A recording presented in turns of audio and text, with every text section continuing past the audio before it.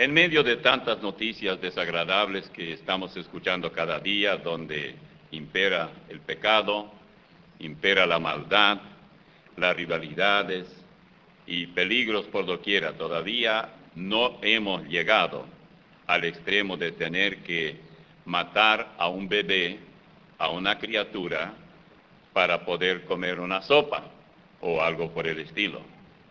En esta oportunidad vamos a leer una cita bíblica que se encuentra en el segundo libro de Reyes para poder entender de qué vamos a hablar, porque si no leemos una buena parte de esa cita, vamos a tener problemas luego para entender el mensaje completo. Segundo libro de Reyes, si ustedes ya tienen la Biblia abierta, capítulo 6, voy a leer desde el versículo 24 del capítulo 6. Después de esto, aconteció que Ben-Hadad, rey de Siria, reunió a todo su ejército y subió y sitió a Samaria. Y hubo gran hambre en Samaria, a consecuencia de aquel sitio, tanto que la cabeza de un asno se vendía por 80 piezas de plata, y la cuarta parte de un cab de estiércol de paloma por 5 piezas de plata. Y pasando el rey de Israel por el muro, una mujer le gritó y dijo: «Salve, rey, señor mío». Y él dijo: «Si no te salva Jehová, ¿de dónde te puedo salvar yo? ¿Del granero o del lagar?». Y le dijo el rey: «¿Qué tienes?». Ella respondió: «Esta mujer me dijo: da acá tu hijo, y comámoslo hoy, y mañana comeremos el mío». Cocimos, pues, a mi hijo, y lo comimos. El día siguiente yo le dije: da acá tu hijo, y comámoslo. Mas ella lo escondió a su hijo. Cuando el rey oyó las palabras de aquella mujer, rasgó sus vestidos, y pasó así por el muro, y el pueblo vio el cilicio que traía interiormente sobre su cuerpo. Y él dijo: así me haga Dios y aún me añada, si la cabeza de Eliseo hoy, hijo de Safat, queda sobre él hoy. Y Eliseo estaba sentado en su casa, y con él estaban sentados los ancianos, y el rey envió a él un hombre, mas antes que el mensajero viniese a él, dijo él a los ancianos: ¿no habéis visto cómo este hijo de homicida envía a cortarme la cabeza? Mirad pues, y cuando viniere el mensajero, cerrad la puerta e impedidle la entrada. No se oye tras él el ruido de los pasos de su amo. Aún estaba él hablando con ellos, y aquí el mensajero que descendía a él, y dijo: ciertamente este mal de Jehová viene. ¿Para qué he de esperar más a Jehová? Y vamos a pasar un poquito aquí en el 7. Dijo entonces Eliseo: oíd palabra de Jehová. Así dijo Jehová: mañana a esta hora valdrá el seah de flor de harina un siclo, y 2 seas de cebada un siclo, a la puerta de Samaria. Y vamos a dejar la lectura por aquí, por ahora. Vamos a tocar un poco más adelante luego, leyendo algunos textos, así que tengan la Biblia abierta en el mismo lugar, porque no vamos a salir de allí. Samaria era la capital del reino del norte, y estaba sitiada, de acuerdo a este texto, por los sirios, los ejércitos. Joram era el segundo hijo de Acab y de Jezabel, quien era rey del reino del norte. Era un rey muy malo. Tenemos también la persona de Ben-Hadad, rey de Siria. Hay unos cuantos personajes que intervienen en todo este cuadro que vamos a plantear. En todo esto está también Eliseo, el profeta de Dios. Es el único profeta vocero de Dios que estaba en medio de esta situación tan difícil. Aparecen 2 madres, y cada una tiene un hijito de corta edad, las cuales, debido al intenso hambre, decidieron que matarían a un bebé y cocinarían una sopa y comerían carne. Eso es canibalismo. Pero una estaba de acuerdo y lo hicieron. y lo comieron, pero la otra, seguramente al ver todo lo que había ocurrido, escondió a su pequeño. Entonces tenemos un caso realmente muy triste. Pero veamos lo que ocurrió en todo esto, para tener una idea de todo cuanto hemos visto. Los versículos 24 al 29, que nosotros ya hemos visto en el capítulo 6, vamos a leer por lo menos los versículos 24 al 29, de donde dice: sin embargo, pero ya ahora yo voy a leer en una versión diferente. Ustedes miren en su Biblia a partir del 24, yo voy a leer en esta paráfrasis. Dice así: sin embargo, algún tiempo después, el rey Ben-Hadad reunió su ejército y puso sitio a Samaria. Como resultado, hubo gran hambre en la ciudad. Al poco tiempo, la cabeza de un burro se vendía por casi 1 kilo de plata. Ven ustedes la carestía, ¿no? Y 1/3 de litro de estiércol, ahora litro y peso de 1 kilo era lo mismo, de paloma por 60 gramos de plata. Aquí tiene usted la delicadez, ¿no? De las delicateces. Estiércol de paloma, que probablemente eran tripas de paloma. Un día, el rey de Israel caminaba sobre el muro de la ciudad, y una mujer le llamó: auxilio, señor mío, mi rey. Si Jehová no te ayuda, ¿qué puedo hacer yo? Le contestó: no tengo comida ni vino para darte. Pero, ¿de qué se trata? Ella respondió: esta mujer me propuso que nos comiéramos a mi hijo un día, y el suyo al día siguiente. Cocinamos a mi hijo, y nos lo comimos. Pero al día siguiente, cuando yo le dije: ahora nos corresponde comer a tu hijo, ella lo escondió. Esto en esta paráfrasis. Los versículos que siguen hablan del impacto que estas palabras tuvieron, como ya vimos, en el rey. Pero también se nos dice que para el rey la culpa no la tenía nadie, excepto Eliseo el profeta. Siempre ocurre eso. En la época de Nerón, él mismo mandó quemar a Roma y luego echó la culpa a los cristianos para matarlos. Que Dios me mate, decía el rey aquí, Joram, si no hago ejecutar a Eliseo este mismo día. Esto es lo que él exclamó. Para cuando Joram tuvo esta entrevista con la acongojada madre, Eliseo ya había predicho la abundancia que estaba en camino para Samaria y para todo Israel. Esto está en el versículo 1 del capítulo 7. Ya habría abundancia. Dijo entonces Eliseo: ni bien el rey se enfureció y ya iba para matarlo, él dice: oíd palabra de Jehová.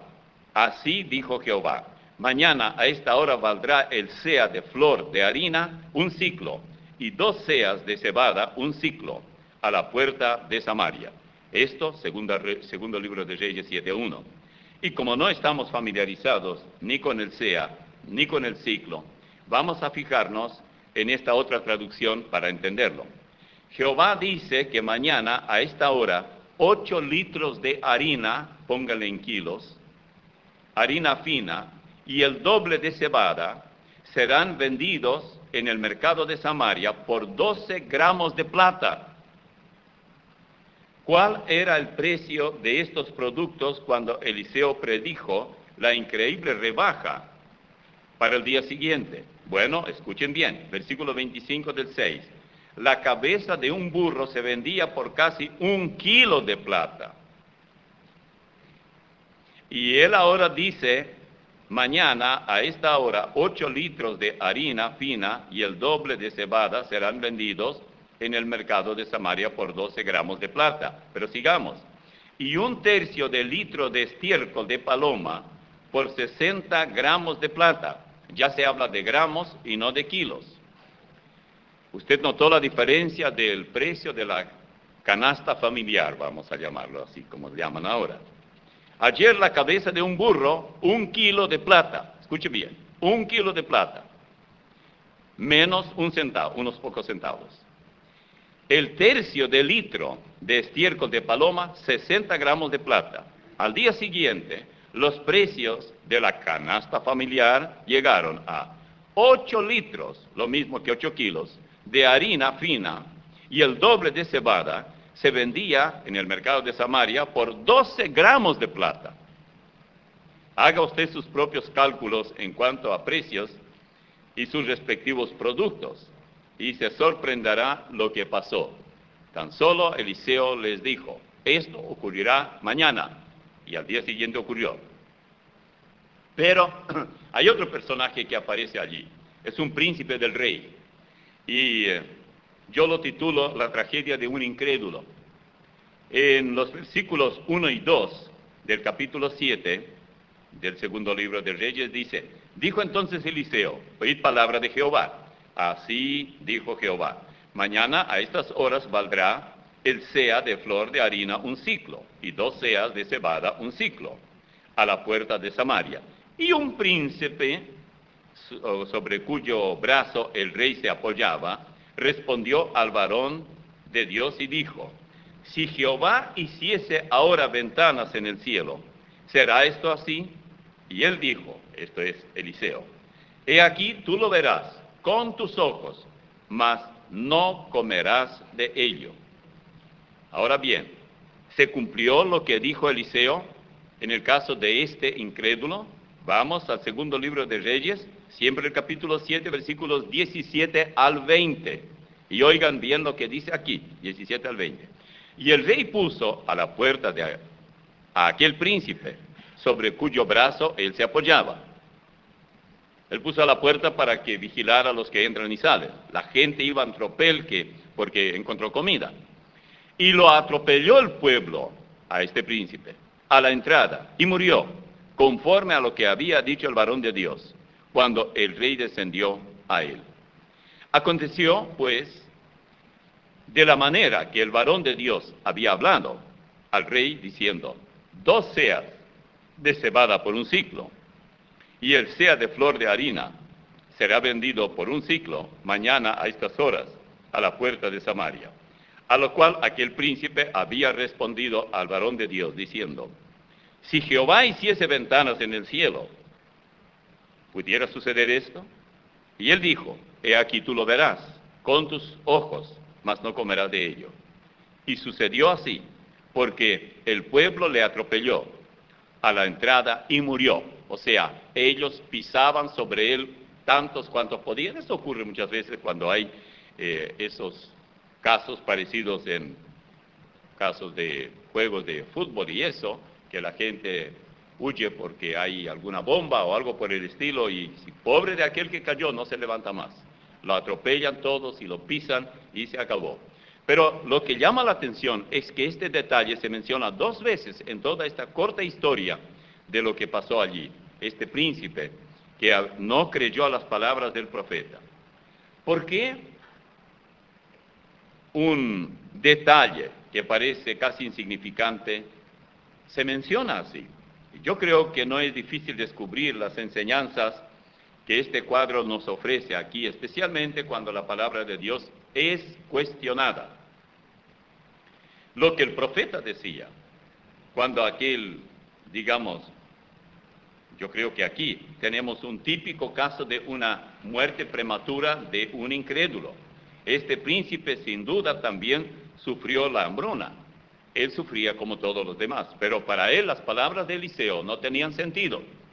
No podría ser, dice, aun si Dios abriera las ventanas del cielo y derramara todo el alimento que hay allí, Samaria moriría de hambre.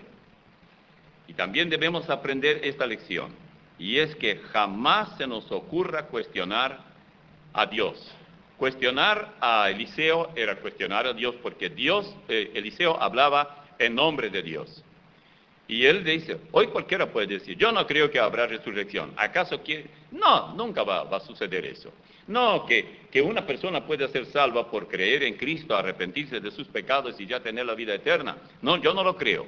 Bueno, usted está cuestionando. Y si usted sigue repitiendo esto, probablemente correrá la misma suerte de aquel príncipe. Él sabía quién era el profeta Eliseo.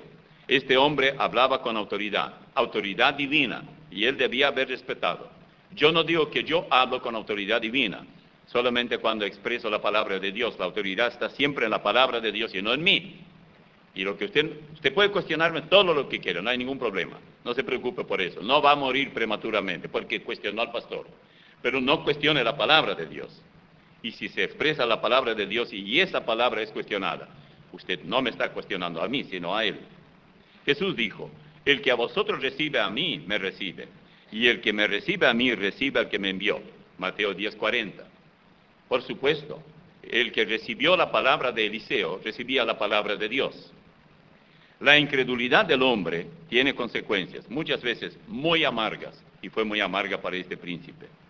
El cristiano que sirve para, digamos, desalentar, cargado de pesimismo, es un estorbo para cualquiera que quiera avanzar.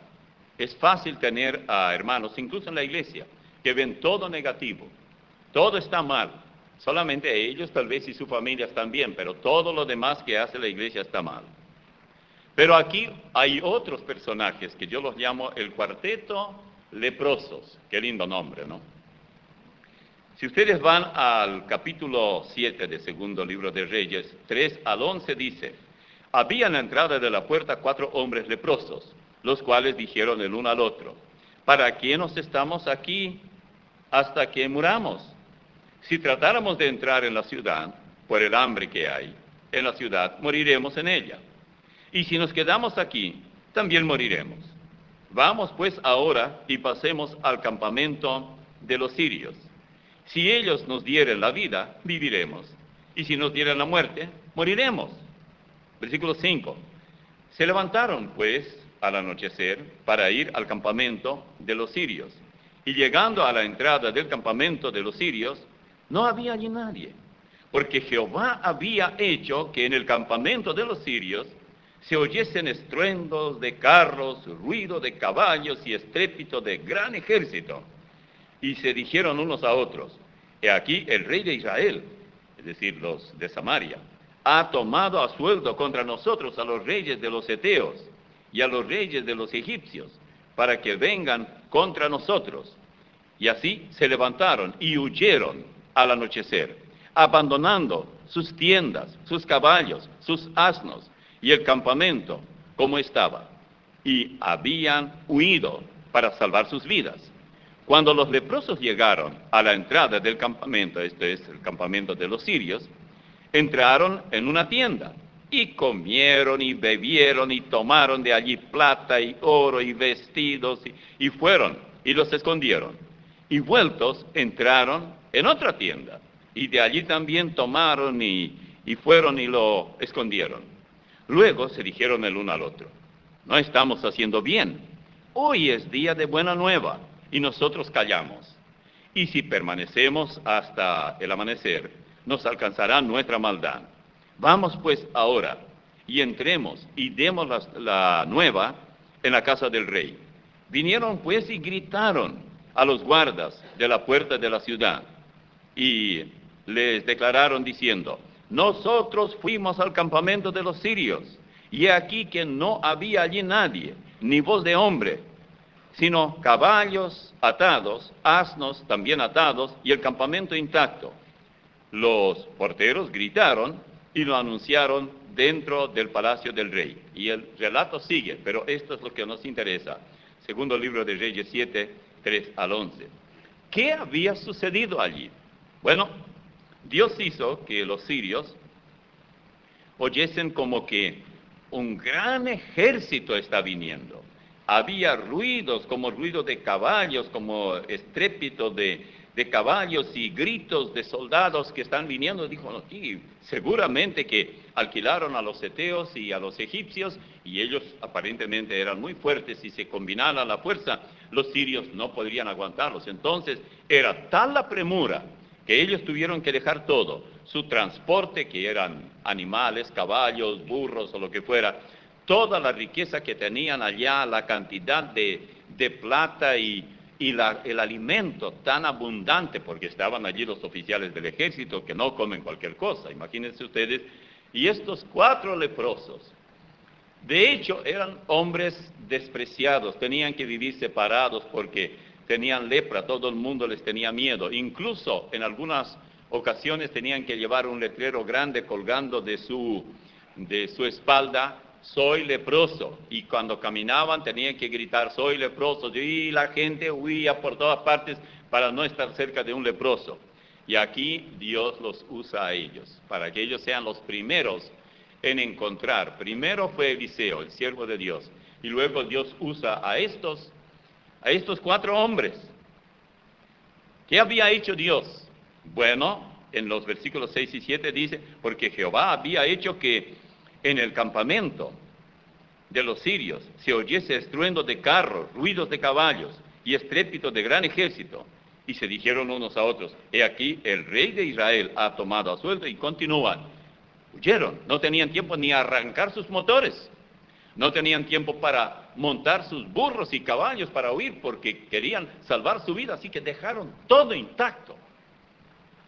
Y ahora, las lecciones de los 4 leprosos son grandes.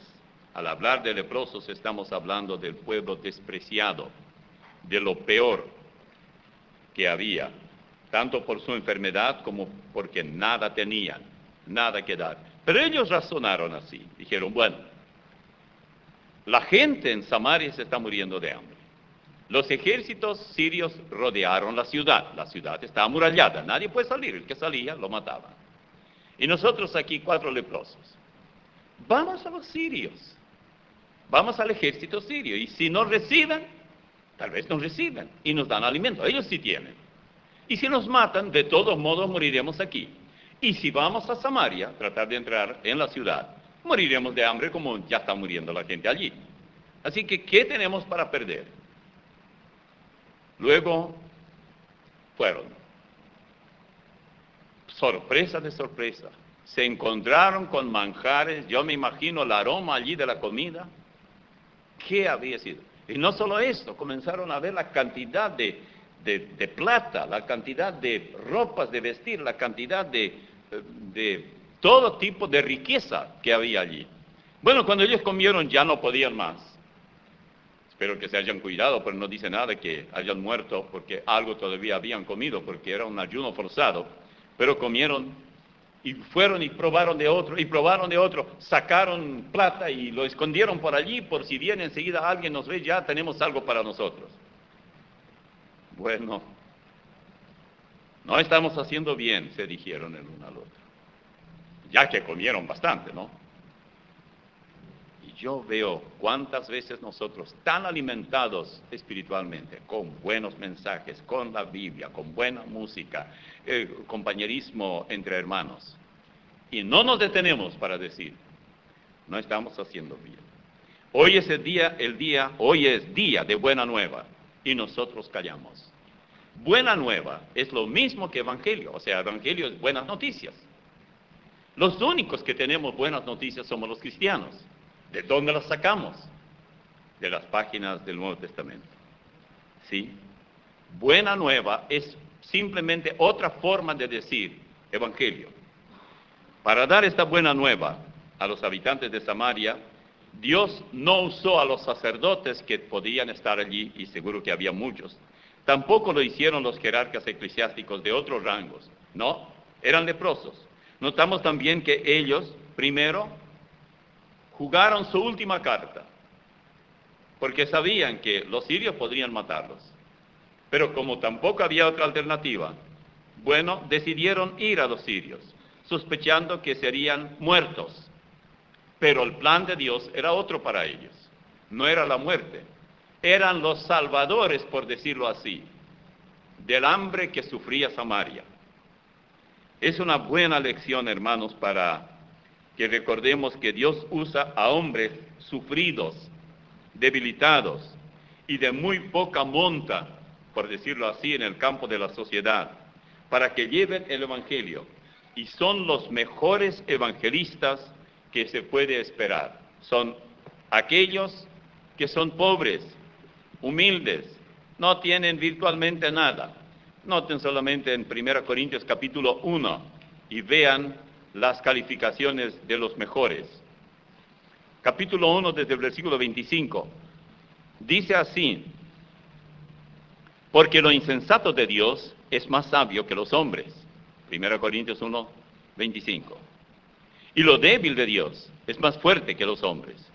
Pues mirad, hermanos, vuestra vocación, que no sois muchos sabios, según la carne, ni muchos poderosos, ni muchos nobles, sino que lo necio del mundo escogió Dios. Aquí está el primer nombre para el primer leproso, necio. Para avergonzar a los sabios. Y lo débil, que está el otro, del mundo, escogió Dios. Para avergonzar a lo fuerte. Y lo vil del mundo. Para, notaron en el versículo 28, lo vil del mundo y lo menospreciado, escogió Dios. Y lo que no es, para deshacer lo que es. Aquí están los 4 nombres, si usted quiere. Si quiere aplicarlo así, aplíquelo. Son calificaciones muy negativas, pero es así como Dios opera. Él tenía que llevarlos a esos 4 hombres a una situación del borde de la muerte, porque todo lo que los esperaba era la muerte. Y ellos lo reconocieron. Pero todavía tenían una oportunidad para hacer un intento más. Y lo hicieron. Nunca soñaron que serían factor de salvación para toda esa gente que no era leprosa. No estamos haciendo bien. ¿Qué es lo que nosotros no estamos haciendo bien? Vamos a enumerar algunas cosas que nosotros debemos admitir conscientemente que no estamos haciendo bien. Por ejemplo, lo primero que no estamos haciendo bien es que hemos descuidado la vida de oración. Ninguna iglesia podrá llegar lejos si descuida la oración. Ninguna familia podrá gozar de armonía y paz si descuida la oración. Ningún individuo podrá llegar lejos si descuida la oración. Los grandes hombres, entre ellos Abraham, Jacob, David, Salomón, los profetas, los apóstoles, la iglesia primitiva, y ni qué hablar, nuestro mismo Salvador, Cristo Jesús, dedicaron mucho tiempo para estar en comunión con el Señor. El mismo Señor, y todos ellos oraban, y oraban mucho. Tal vez no entendamos cómo funciona la oración, pero descuidarla es muy peligroso. No estamos haciendo bien. La congregación en el aposento alto allá en Jerusalén, según Hechos 1, 12 al 14, se dedicó a orar y no es extraño el resultado que obtuvieron. Voy a leer. Entonces volvieron a Jerusalén, justamente el momento que vieron al Señor desaparecer en las alturas porque partió desde el monte del Olivar. Entonces, versículo 12 de Hechos 1, entonces volvieron a Jerusalén desde el monte que se llama del Olivar, el cual está cerca de Jerusalén, camino de un día de reposo. Y entrados, subieron al aposento alto donde moraban Pedro y Jacobo, Juan, Andrés, Felipe, Tomás, Bartolomé, Mateo, Jacobo, hijo de Alfeo, Simón el celote y Judas, hermano de Jacobo. Todos estos perseveraban unánimes en oración y ruego, con las mujeres y con María, la madre de Jesús, y con sus hermanos, es decir, los hermanos de Jesús. Ellos acababan de presenciar la partida del Señor y ahora decidieron, puesto que se les dijo estrictamente, no se vayan de Jerusalén, quédense allí hasta que descienda el Espíritu Santo. El Señor no les dijo qué hacer en Jerusalén, solamente quédense en la ciudad de Jerusalén. Ellos decidieron pasar orando.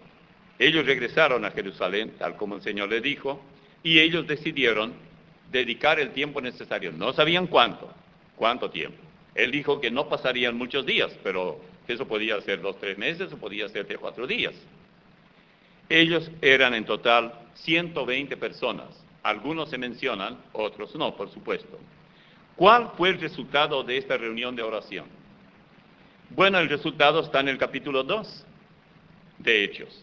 Leo desde el versículo 1 al 13. Cuando llegó el día de Pentecostés estaban todos unánimes juntos, y de repente vino del cielo un estruendo como de un viento recio que soplaba, el cual llenó toda la casa donde estaban sentados. Y se les aparecieron lenguas repartidas como de fuego, asentándose sobre cada uno de ellos. Y fueron todos llenos del Espíritu Santo y comenzaron a hablar en otras lenguas, según el Espíritu les daba que hablasen. Moraban entonces en Jerusalén judíos, varones piadosos, de todas las naciones del cielo, bajo el cielo, perdón. Y hecho este estruendo, se juntó la multitud, y estaban confusos, porque cada uno les oía hablar en su propia lengua. Y estaban atónitos y maravillados, diciendo, mirad, ¿no son galileos todos estos que hablan? ¿Cómo pues les oímos nosotros hablar cada uno en nuestra lengua en la que hemos nacido? Partos, medos, elamitas y los que habitamos en Mesopotamia, en Judea, en Capadocia, en el Ponto y en Asia, en Frigia y Pamfilia, en Egipto y en las regiones de África más allá de Cirene, y romanos aquí residentes, tanto judíos como prosélitos, cretenses y árabes, les oímos hablar en nuestra lengua las maravillas de Dios. Y estaban todos atónitos y perplejos, diciéndose unos a otros, ¿qué quiere decir esto? Mas otros burlándose decían, están llenos de mosto. Siempre habrá burladores, pero esto fue algo maravilloso. Todo esto en Hechos 2, 1 al 13. Cuando llegó el día señalado por Dios, el Espíritu Santo fue la respuesta a las oraciones de estos 120. Y fueron todos llenos del Espíritu Santo y comenzaron a hablar en otras lenguas según el Espíritu les daba que hablasen. Ahora ya no necesitaban orar, ahora estaban cosechando lo que la oración produjo. Ellos tuvieron la capacidad de comunicarse con más de, por lo menos, 15 nacionalidades o más allí presentes, quienes, estando en Jerusalén, acudieron porque oyeron ese estruendo como de un viento recio y querían presenciar qué pasó. Es como hoy que la gente corre para ver cuando hay un incendio o cosa por el estilo. En Hechos 2, versículos 2 y 3 dice, y de repente vino del cielo un estruendo como de un viento recio que soplaba, el cual llenó toda la casa donde estaban sentados. Y se les aparecieron lenguas repartidas como de fuego, asentándose sobre cada uno de ellos. La gente que fue allí fue por curiosidad, pero la gente no sabía que no era pura casualidad ni curiosidad solamente, porque luego se menciona la cantidad de ellos de 3,000 que se convirtieron gracias a que vinieron por lo que ocurrió allí. Y ocurrió todo lo que ocurrió gracias a las oraciones de aquellos 120. Esta no era una reunión de oración ecuménica, no era una reunión inclusiva, era una reunión exclusiva. Todos tenían algo en común. Ellos todos conocieron a Jesús como su Salvador personal, lo vieron, lo tocaron, lo oyeron y lo vieron partir. Y ellos todos recibieron la orden, no se vayan de Jerusalén, quédense allí, hasta que venga el Espíritu Santo. Si ellos se habrían dedicado a orar unidos en un mismo propósito, habrían esperado en Jerusalén hasta que descendiera el Espíritu Santo, porque yo francamente creo que ellos oraban para que el Espíritu Santo descendiera. Por eso, cuando nosotros leemos en Lucas, capítulo 11, versículo 13, donde se habla acerca de orar por el Espíritu Santo, muchas veces tenemos problemas para entenderlo. Capítulo 11 de Lucas, el versículo 13, pues si vosotros siendo malos sabéis dar buenas dádivas a vuestros hijos, ¿cuánto más, y aquí están los hijos del Señor, cuánto más vuestro Padre Celestial dará el Espíritu Santo a los que se lo pidan? Esto de pedir el Espíritu Santo está escrito en Lucas 11:13, pero no es para que hoy pidamos que venga el Espíritu Santo. Es lo mismo que pedir que Jesús vuelva a nacer en Belén. Sería lo mismo que decir que Jesús vuelva a morir allí en el Gólgota. No, esto fue dicho por el Señor y ellos sin duda alguna recordaron, porque cuando fueron al aposento alto se dijeron, bueno, vamos a orar, pero ¿cuáles son las necesidades de oración? Vamos a llorar y amargarnos y gemir porque el Señor Jesús se fue y quedamos solos. Tal vez podemos orar que Él nos cuide para que no nos persigan y cosas por el estilo. Yo creo que ellos recordaron. Alguien que tenía buena memoria dijo, hermanos, muy probablemente Pedro, el Señor dijo allá en Lucas 11:13, como él no tenía que decir eso de 11:13 porque no estaba todavía todo esto escrito y menos capítulos y versículos, pero lo haría si estuviera, que Él daría el Espíritu Santo a los que se lo pidieran. Y nosotros somos la única generación que tenemos que podemos pedir el Espíritu Santo y lo vamos a hacer. Además, Él dijo que no nos fuéramos de Jerusalén hasta que recibamos el Espíritu Santo. En cuanto a tema, no dijeron, bueno, vamos a votar a ver qué dicen los presbiterianos, a ver qué dicen los metodistas, a ver qué dicen los bautistas, a ver qué dicen los pentecostales. ¿Cuál quieren ustedes que sea el pedido de oración? Un pentecostal diría, que vengan milagros, hermanos. El presbiteriano diría, que estemos muy de acuerdo todos y nadie esté en contra de nadie ni contra nada, y que tengamos nuestra formal reunión y que haya liturgia y todo esto. El bautista diría que levantemos una ofrenda, hermanos, diezmos y ofrendas y cosas por el estilo. Cada uno diría, el metodista diría, hermanos, tenemos que ser muy metódicos en nuestra vida cristiana, vamos a pedir que Él nos dé una vida metódica cristiana. Bueno, no fue así.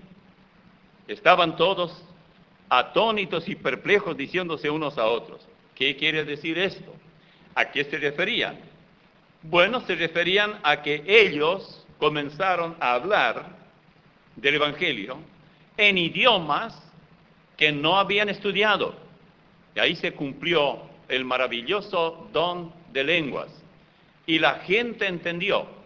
Y si no era así, y ellos hablaron solamente el idioma que entendían, porque nadie puede hablar 2 o 3 idiomas al mismo tiempo.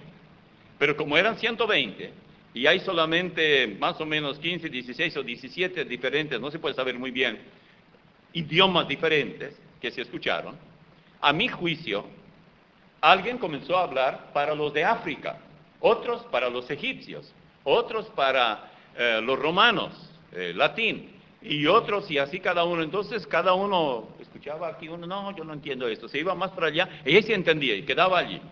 Y todos ellos hablaron. ¿Cómo lo hicieron? Esto no es tan importante. Lo importante es que ellos obedecieron al Señor y se pusieron a orar. Y ellos tenían una meta muy clara.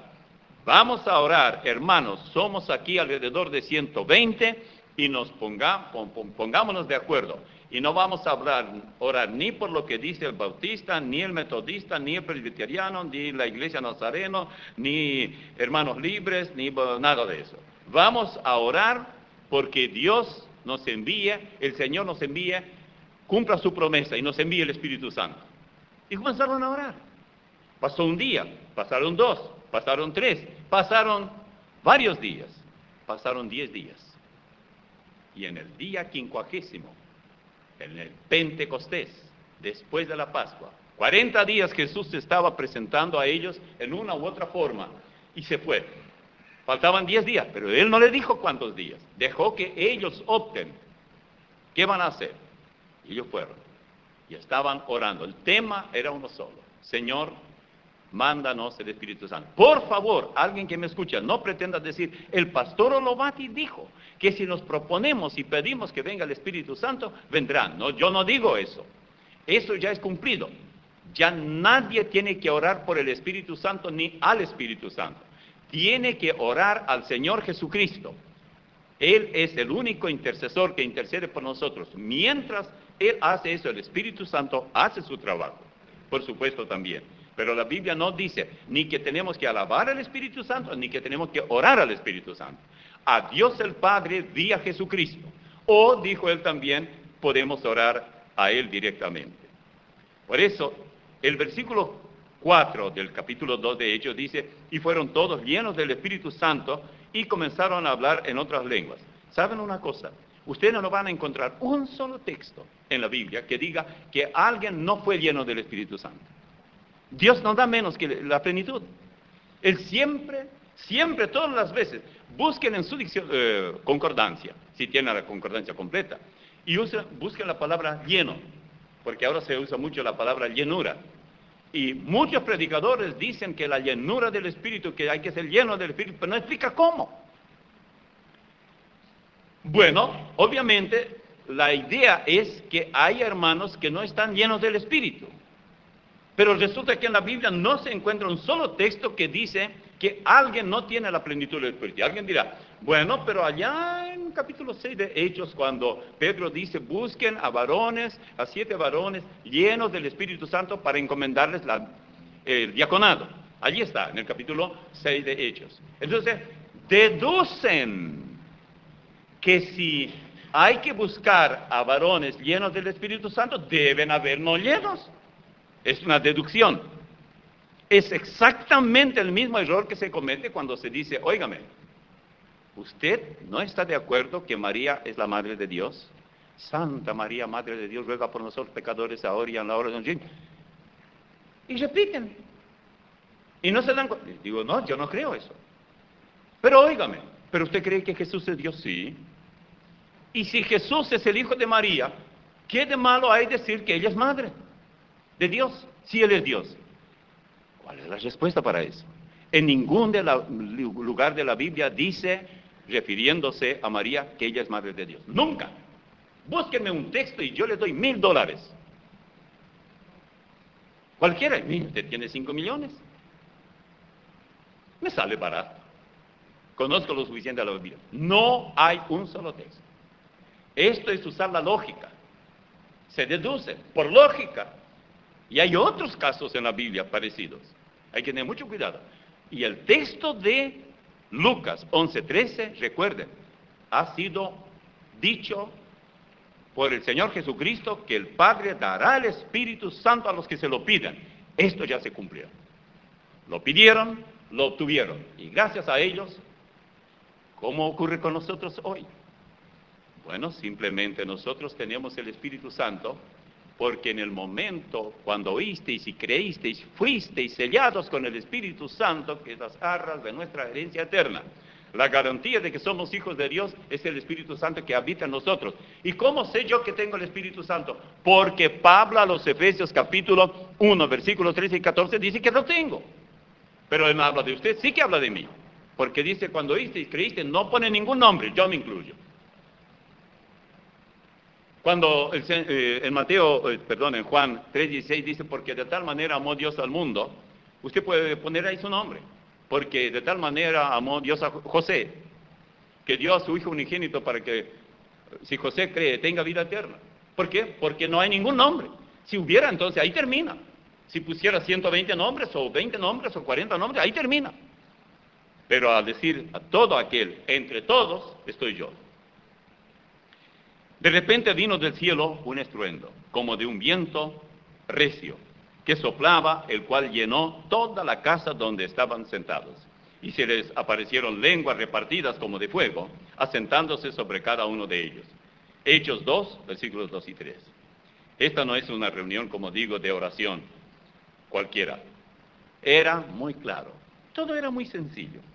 Si ellos no habrían dedicado el tiempo para orar unidos, en un solo propósito, ¿qué habría sucedido?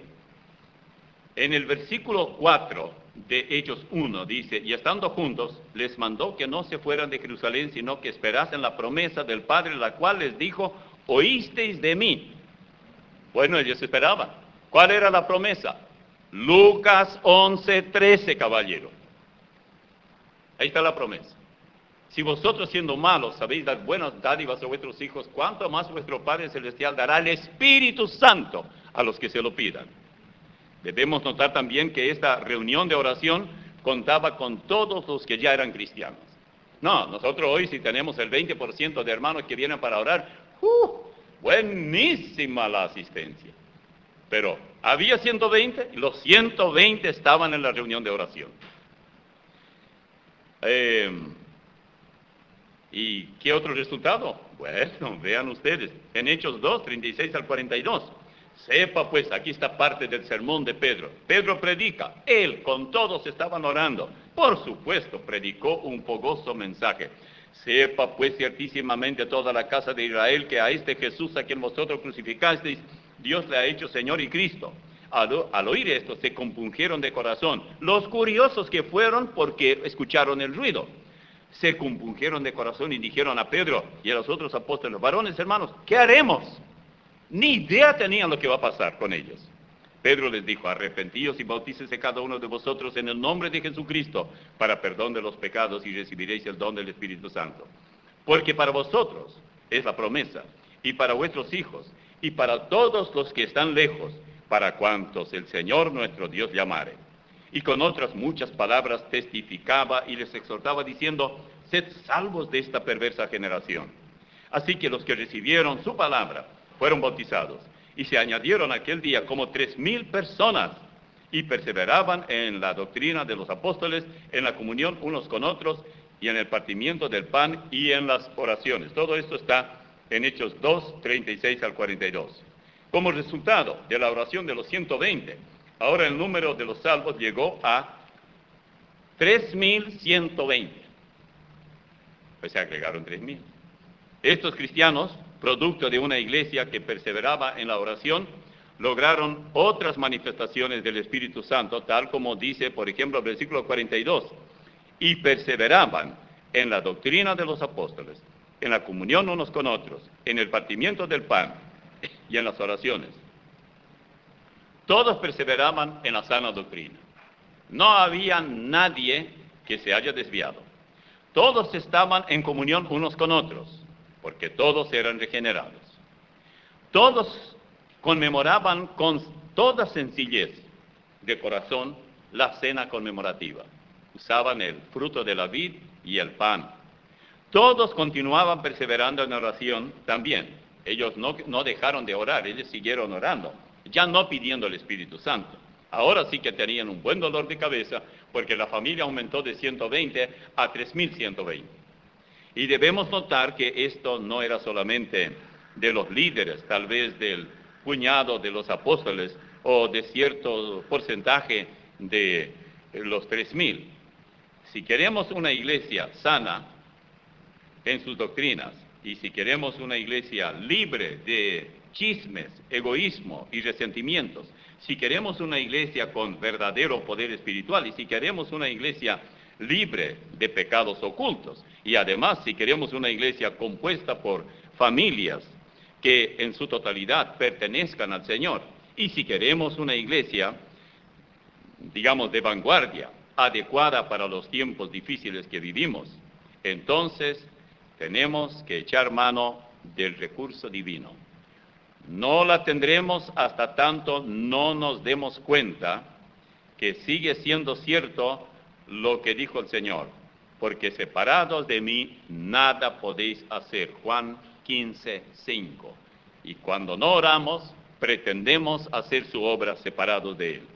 Cuando entre esposo o entre esposos en el hogar o en la iglesia hay fricciones, disgustos, acusaciones, mutuas acusaciones, y ese ambiente tenso de disgusto y de digamos, distanciamiento, entonces significa que no hay oración, por lo menos en la medida que se requiere.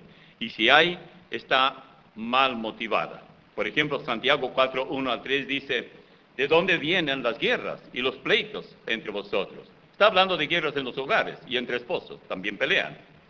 ¿Acaso qué es la guerra? Pelea entre dos grupos, cada uno defendiendo su territorio.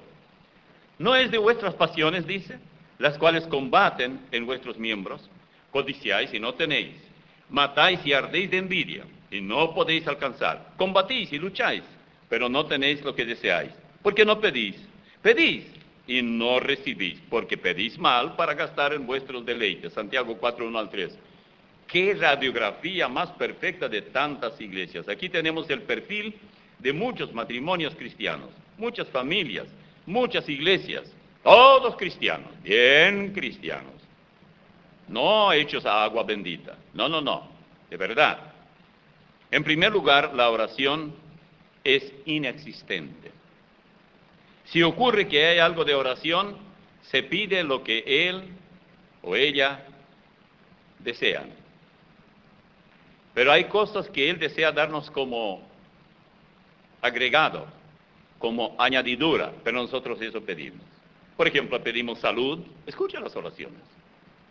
Pedimos comodidades económicas, buscamos educación buena para nuestros hijos, vehículo nuevo, si es posible, porque lo que tengo es una matraca vieja, una segunda propiedad, porque la que tengo no es suficiente, ahorros en el banco, siempre que no lo roben.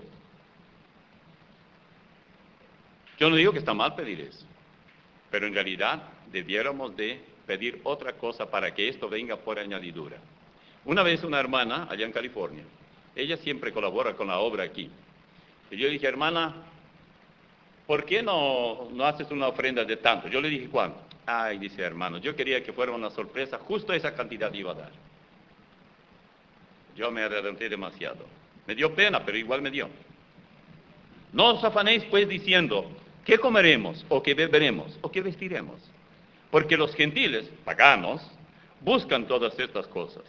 Pero vuestro Padre Celestial sabe que tenéis necesidad de todas estas cosas. Mas buscad primeramente el reino de Dios y su justicia, y todas estas cosas os serán añadidas. Así que no os afanéis por el día de mañana, porque el día de mañana traerá su afán. Basta cada día su propio mal. Mateo 6, 31 al 34.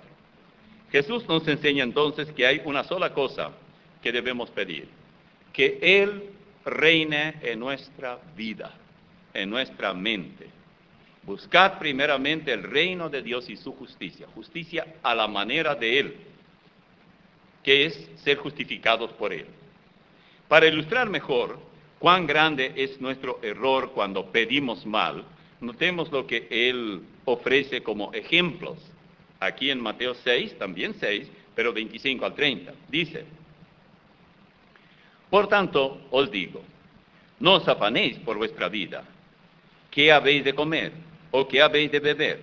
Ni por vuestro cuerpo, ¿qué habéis de vestir? No dice que no tenemos que proveer para esto, no afanarnos.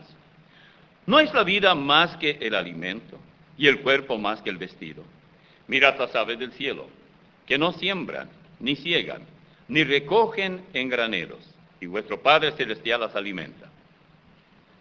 ¿No valéis vosotros mucho más que ellas? ¿Y quién de vosotros podrá, por mucho que se afane, añadir a su estatura un codo? Y por el vestido, ¿por qué os afanáis? Considerad los lirios del campo, cómo crecen, no trabajan ni hilan. Pero os digo que ni aun Salomón con toda su gloria se vistió así como una de ellos. Y si la hierba del campo que hoy es y mañana se echa en el horno, Dios la viste así, ¿no hará mucho más por vosotros, hombres de poca fe? Esto en Mateo 6, 25 a 30.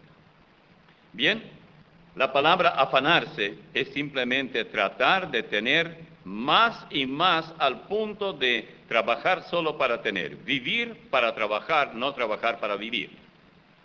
No es un juego de palabras. Se dice que la esposa del expresidente filipino, Ferdinando Marcos, tenía 400 pares de zapatos. No sé si ella era una de esos 100 pies o algo así, porque para tantos pares de zapatos tendría que vivir 1000 años. Yo creo que ella ya pensaba que era el milenio. Luego el Señor invita a sus escuchas para que vieran a las aves que vuelan, pero no se preocupan por nada. Y sin embargo, tienen cada día su comida. Ocuparse sí, preocuparse no. Lo mismo en cuanto al que vestir. Él entonces habla de la belleza de los lirios del campo y dice que ni Salomón, el gran rey, que tenía todo el dinero que quería y vestía de mayor lujo e impresiones que uno puede pensar, y sin embargo los lirios del campo tienen más belleza, vestidos de mayor belleza. El Señor termina con estas palabras, y si la hierba del campo, que hoy es, y mañana se echa en el horno, Dios la viste así, ¿no hará mucho más a vosotros, hombres de poca fe? Eso es añadidura. Primero tenemos que aprender a orar por lo que corresponde. ¿Cuáles son las cosas que usted pide a Dios en oración? ¿Cuándo fue la última vez que usted agradeció a Dios por la vista? ¡Qué privilegio! Las manos, los dedos, la mente clara, el oído para oír, la Biblia, la salvación, el compañerismo de los hermanos. ¿Cuándo fue la última vez que usted le pidió que el Señor le permita conducir a los pecadores, al mayor número posible, al conocimiento de Él? Piense un poco. ¿Cuándo fue la última vez que usted hizo una oración sin pedirle nada? Solamente intercedió. Arturo Houghton cuenta que una vez estuvo sentado en su casa, en su escritorio, la puerta cerrada, pero solamente era fácil abrirla porque no estaba con llave ni nada de eso. Y el hijito de él pequeño entró muy despacio, se fue y se colocó al lado de él. Y él lo miró y dijo: hijo, ¿qué quieres? Enseguida el padre piensa que el hijo quiere algo, por eso viene. No, nada, solamente quiero estar a tu lado. Bueno, esto es lo que el Señor quiere. Entonces dice, puse la mano sobre su cabellera y comencé a tocar la cabellera de él, y ahí estaba. Y le impresionó mucho, eso le dio un mensaje de los tantos que él escribió. He aquí algunos cambios en la oración. Pídele que le ayude a enviar un material duradero, porque usted está enviando, aunque no quiera, usted está enviando material cada día al cielo, y de eso alguien está construyendo allí su vivienda. Pídale que Él le permita ver a todos sus hijos salvos, si tiene hijos y no está seguro si son salvos. Pídale que Él le ayude a controlar su lengua, su carácter y sus hábitos. Eso no es fácil, pero Él le va a ayudar. Pídale que Él le ayude a entender la Biblia, especialmente aquellos pasajes que le son ocultos porque usted simplemente no ha puesto de su parte lo que debe para gozar su lectura. Pídale que Él le ayude a ser un verdadero embajador de Él, que usted le represente correctamente aquí, porque en 2 Corintios 5:20 dice que todos nosotros somos embajadores, y no importa que ni diputados ni senadores nos hayan aceptado como embajador en tal o cual país. Nosotros representamos la patria celestial, somos ciudadanos celestiales. Dice, así que somos embajadores en nombre de Cristo, como si Dios rogase por medio de nosotros, o rogamos en nombre de Cristo reconciliados con Dios. 2 Corintios 5:20. En otro lugar, en Efesios 6, 18 al 20, dice, orando en todo tiempo, con toda oración y súplica, en el Espíritu, y velando en ello, con toda perseverancia y súplica, por todos los santos, ahí está, por todos los hermanos, orar. Y por mí, dice Pablo, a fin de que al abrir mi boca, pide qué quiere que digan a Dios, para que al abrir mi boca me sea dada palabra para dar a conocer con denuedo el misterio del Evangelio. Por lo cual soy embajador en cadenas, embajador pero en cadenas, estaba preso, que con denuedo hable de él como debo hablar. Claro, si alguien venía para escucharle, si no, naturalmente no hablaba. Pídale que él le ayude a alumbrar con su conducta en las tinieblas del mundo, a tal punto que los pecadores se interesen en el Evangelio solo porque usted tiene una conducta cristiana. Pero hay otra excusa muy seria, digamos, otro problema, que son las excusas. Teniendo en cuenta la condición de la ciudad de Samaria, debido al hambre, que hablábamos al principio, es también para que consideremos que nuestras ciudades se encuentran con hambre. Hay que ver la cantidad de gente que quiere hacer algo, piden que vayamos y hagamos algo y no podemos. Es como una desesperación, pero no es desesperación física, tienen comida. Lo que no tienen es comida espiritual. Y llegan días peores. Noten lo que dice Amós 8:12. Vamos a leer primero el versículo 11. He aquí vienen días, dice Jehová el Señor, en los cuales enviaré hambre a la tierra, no hambre de pan, ni sed de agua, sino de oír la palabra de Dios. Esto está en el versículo 11. Y el 12 dice, e irán errantes de mar a mar, desde el norte hasta el oriente. Discurrirán buscando palabra de Jehová y no la hallarán. ¿No estamos acercándonos nosotros a esto? Que habrá hambre de la palabra de Dios, no de alimento. Habrá alimento, pero no habrá quien predique la palabra. ¿Cuáles son las excusas más comunes de los cristianos? Bueno, yo no tengo suficiente entrenamiento, no tengo suficiente conocimiento de la Biblia, de modo que no podría hacer bien el trabajo. Yo pregunto, ¿cuán buenos cocineros eran los leprosos?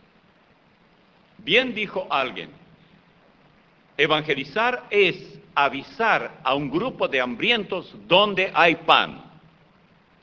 Es todo. Esto cualquiera lo puede hacer.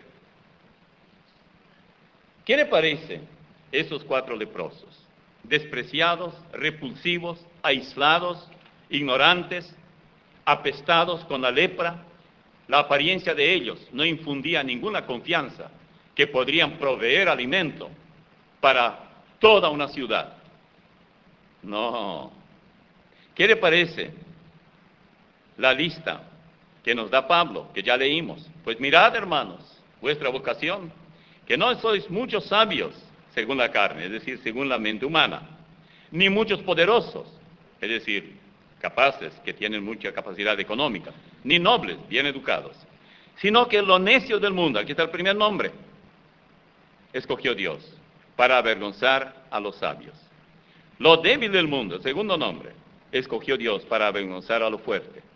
Lo vil del mundo, el tercer nombre, y lo menospreciado, el cuarto, escogió Dios. Yo creo que hubo mucho comentario en Samaria después. ¿Cómo es posible que esos 4 leprosos tuvieron que tener la dicha, la fortuna, la oportunidad, el privilegio de hacer un anuncio tan maravilloso en medio de un caos tan profundo en el que se encontraban? Pero fueron ellos. Hay otros que dicen, yo no tengo tiempo. Justamente quería hacer algo, pero no tengo. Son las excusas. No estamos haciendo bien cuando nos excusamos. Ya saben ustedes el nombre que yo les doy a esos hermanos. El hermano y la hermana excusado. Si piden excusas, hay que excusarlos. Bueno, usted está excusado. Porque ¿qué otra cosa queda? Hoy es día de buenas nuevas y nosotros callamos. Que Dios nos libre de callar cuando es día de buenas nuevas. Y todavía lo es. Hoy todavía es día de buenas nuevas. ¿Y por qué eran esos 4 leprosos quienes dieron el grito de buenas nuevas? ¿Por qué no lo hicieron otros? Bueno, ¿no será que estamos viviendo en tiempos cuando no debemos depender de pastores y de sabios y de psicólogos y de teólogos y todos esos sabios y tomar en nuestras manos y decir, yo puedo ser vil, inútil y ignorante y todo lo que se quiera, pero yo conozco dónde hay pan y sé que Jesucristo es el Salvador? Mientras ellos sabían dónde había alimento para toda Samaria, nosotros sabemos dónde hay alimento para todo el Paraguay, para toda Asunción. Bueno, propongámonos a hacer cada uno su propia lista de lo que no estamos haciendo bien. Le voy a sugerir algo. Tal vez en tu casa debes ser más diligente con tu familia. Número 1, no eres diligente, no estás haciendo bien. 2, tal vez debes corregir tu conducta para con tus padres, si eres joven o señorita. Tal vez como madre o padre debes prestar mayor interés a tus hijos que te necesitan. No es cuestión de ir a España y dejar a los hijos con la abuela. Esto no es buen trabajo. Eso es malo. Esto es la canción que se cantaba hace algunos años, mátame lentamente. Tal vez tu vida de oración es apenas una apariencia de hipocresía. No estás haciendo bien entonces. Tal vez debes revisar la lista de tus amistades y abandonar quizás la mayoría de ellos. Si sigues así, no estás haciendo bien. Tal vez como cristiano, tu asistencia a los servicios te hace un eterno visitante, siempre muy de cuando en cuando. O tal vez, sin darte cuenta, estás cayendo en un grupo de sublevados.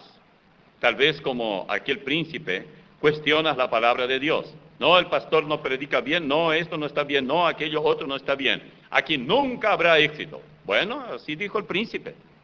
Él dijo directamente que, aunque Dios abriera las ventanas del cielo, no sabía que estaba tratando con un hombre de Dios, Eliseo.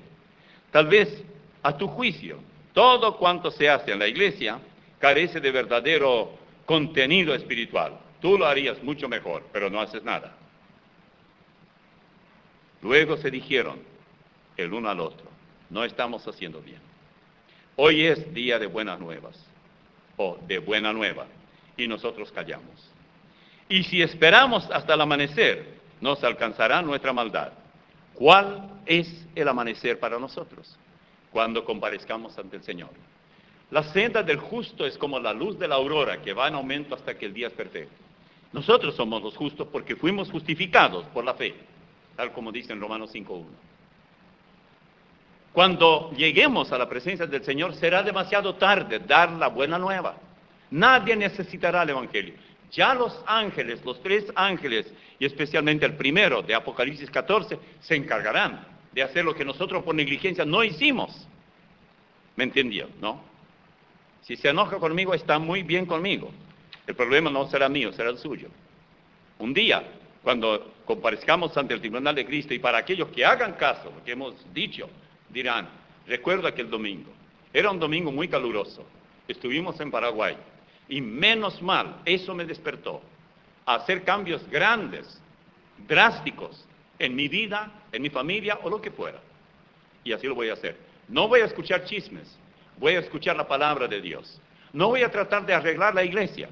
Esta iglesia del Señor, Él se encarga de eso. No voy a mirar los pecados de los jóvenes que andan por allí y tienen ya hijos y después se casan, si es que se les manda que se casen, porque viven juntos. Y está mal eso. Y claro que está mal. Ah, no, pero si no se hace algo, ¿qué quiere que se haga? Que yo mire cada vez por dónde andan ellos y cuando ellos se meten a la cama, ¿cómo yo los voy a encontrar? Esas son cosas que tenemos que entender. Mi deber, hermanos, y lo repito una y otra vez, es preparar buena comida. Yo preparo comida para los que trabajan conmigo, buena comida. Preguntan a cualquiera de ellos, dicen que tienen miedo porque van a engordar. Yo no hago para que engorden, hago para que no se enfermen, porque no está permitido enfermarse aquí en Radio América. Los otros pueden enfermarse, pero los que hablan por micrófono no. Y hasta hoy me obedecen. Si se enferman al día siguiente ya están sanos. Pero el alimento espiritual es mi deber. Y hago todo lo que puedo para ofrecer claras enseñanzas bíblicas cada vez que predico. Si alguno de ustedes me puede señalar los errores, le voy a agradecer porque puede que haya algún error y hay que corregir. Lo voy a corregir. Todo está grabado. Que Dios nos ayude. Padre, te damos gracias por tu palabra, te damos gracias por la claridad de ella y pedimos que también nosotros podamos detener el paso y tal vez exclamar, no estoy haciendo bien. Hoy es día de salvación. Mi primo, mi tío, mis padres, mis abuelos, mis vecinos, mis condiscípulos, mis colegas, mi compañero de trabajo, no sabe de ti. Y yo, sabiendo dónde hay alimento espiritual, callo. Yo estoy en silencio. Mi silencio es grave pecado. Y yo te pido perdón. Y te pido que me ayudes a comenzar a decir lo que me corresponde. Porque yo sé dónde hay pan. Y conozco, me rodean muchos hambrientos del Evangelio de Cristo. Por Cristo Jesús. Amén.